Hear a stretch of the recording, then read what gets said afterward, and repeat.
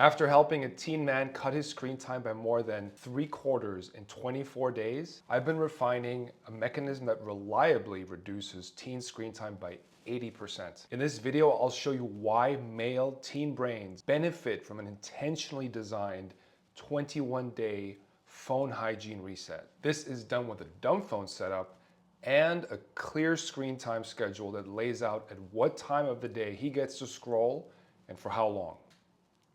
Alrighty. Teens get addicted to their phones because digital platforms are designed around variable reward systems, which means that the brain never knows when the next interesting post, video, or message will appear, which is the whole premise of casinos and slot machines. That's how they get you hooked and addicted, because the unpredictability keeps you coming back for more. You don't know when you're going to be rewarded next, and that's what keeps users of social media feeds scrolling. It's important to differentiate between quality of screen time. Like, two teens can both have 2 hours of screen time and have completely different outcomes, because teen one might be on TikTok for 2 hours and teen number two might be, on TikTok for 20 minutes and, in some group chat with his friends for 40 minutes.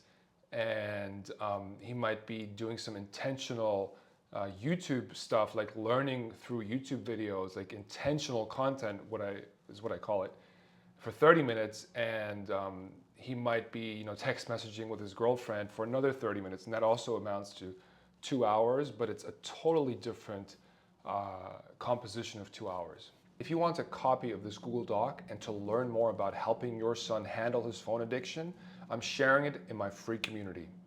Click the link in the description to join.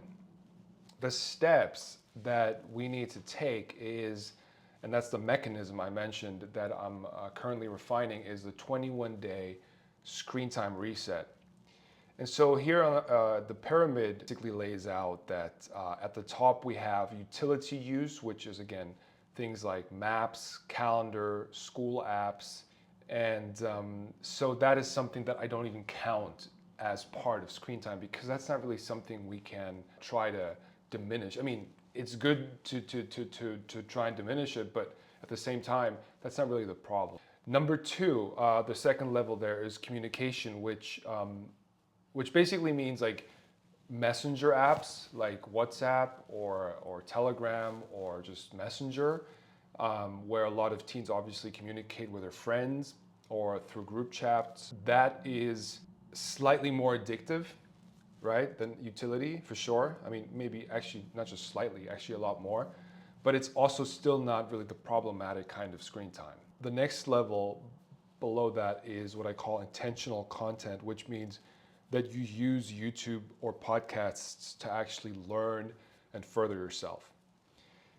And then the actual harmful part is algorithm feeds. So that is primarily what we are gunning for. The reset teaches your teen to control the reward window instead of his phone controlling it and addicting him. This whole idea of like how casinos work and how the algorithms work and how they get you addicted is something that we can actually reverse engineer and turn upside down on its head and use to our advantage. When the user of the phone has a schedule, he is the one controlling his reward window or his scrolling window, not the other way around. And that's how we can use these psychological mechanisms to our benefit.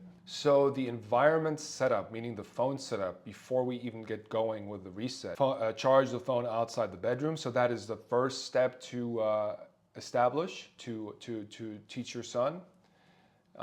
This is just something that you have, like a rule you have to set up and then enforce. Then we delete all these apps, like all the bad apps, all the harmful apps like TikTok, Snapchat, and so on and so forth. And we access the same service through the browser. So we can access TikTok, Snapchat, Instagram, and YouTube and all the others through the browser on our phone, which obviously requires a little more Like it's going to make us, it's going to make him have to jump through more hoops. And that's the whole point, because it's adding friction. So that's going to be already less of an instant sort of dopamine evoking activity. Turn off almost all notifications. And we install these tools called Screens and Burnout Buddy, and there's a couple others that help us stick to our reward windows. Like these are the ones that actually control when we can access the browser and the specific websites like TikTok, Snapchat, and so. Implement 2 daily reward windows of set length at set times. The window shrinks by 2 minutes each day. On day 1, we start, for example, with a 50-minute reward window, right? Scrolling window. And then the next day, that same reward window, and there's 2 of them. There's one at 4:30, one at 8:30, but that's just an example. Then each reward window goes down by 2 minutes per day until after 21 days, according to the simple math, we get down to 10 minutes per window per day, right? So from 50 minutes per window per day down to 10 minutes per window per day. And that is an 80% reduction that I mentioned earlier, and that is totally realistic. Outside these windows, communication is allowed. So like in the pyramid, right? This is allowed. This is not always allowed. But for now, in the beginning, we're just going to focus on this. This part is the one that really, where we're going to get the most bang for our buck by trying to just work on that, and just trying to tackle that. And then we're gonna work our way toward this as we make progress, right? But in the beginning, we're just kind of mostly focused on this. Like that's the main focus of this reset, is to get this down to just these like 2 short 10-minute windows per day. So the outcome then is that harmful screen time drops from 100 minutes a day to 20 minutes a day, right? As I already said, that is broken down into 2 windows of 10 minutes per day. So the reset works by gradually shrinking scrolling windows or reward windows and replacing freed time with real-world physical and social activities, which is something I'm going to talk about in depth in upcoming videos. I currently have 2 spots open to work with me one-on-one to help your son build social skills. If you're curious, there's a link to apply in the description. First come, first serve. What does your teen son learn when he goes through such a reset is that his phone is sometimes exciting, sometimes neutral, sometimes boring. Because we become extremely intentional and precise about when he uses it for what purpose.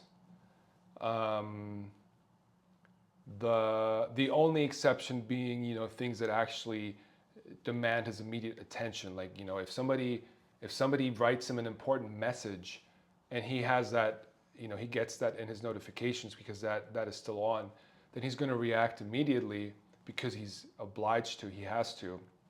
And that's not something that he can control. But everything that he can control, any form of consumption or non-urgent interaction with people, with friends and whoever, that becomes highly intentionally structured and designed according to the reset schedule.